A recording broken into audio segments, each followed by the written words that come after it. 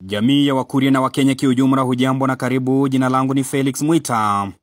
Inasikitisha jinsi viongozi kutoka maeneo bunge jirani wanazidi kuikosea jamii ya Wakuria kwa kiwango kikubwa, huku viongozi tuliowachagua kutupambania wakiwa wamekimya juu ya swala la mauaji ya shamba la Wakuria katika sehemu ya Gwitembe kwenye mpaka wa Ng'ata Barakoi. Matamshi ya Johana Ng'eno, mbunge wa Emurua Dikirĩ, kuwataja Wakuria kuwa Watanzania wanaomiliki silaha haramu, mabunduki nchini Kenya, ni matamshi ya kipumbavu, na anafaa kutoa matamshi hayo na kuiomba jamii ya Wakuria msamaha mara moja. Na tumezuia Wakuria wa Tanzania from 1954. Kwani nyinyi Wakuria wa Tanzania wako na mabunduki, waje hii yenu hii fake. Uliza wako na mabunduki zingine inaitwa lukusa, sijui wanatoka wapi. Naomba Mheshimiwa Ng'eno afahamu kwamba Wakuria ni wa Kenya walio kwenye maeneo bunge mawili na wenye ushawishi mkubwa wa kisiasa katika kaunti ya Migori.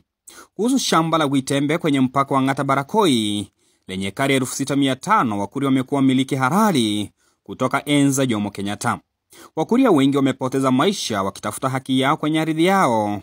Mbunge wa Kuria Mashariki Maro Kitayama anafaa kuwa kipaumbele kumwelimisha Mheshimiwa Ng'eno kwamba Wakuria vilevile ni wamiliki wa shamba hilo na sio kulifumbia macho. Hii watu mutapigana na hawa mpaka mumalizi marisasi, na hakuna barabara ya kuletewa marisasi, alafu zitakamata nyinyi sasa moja moja.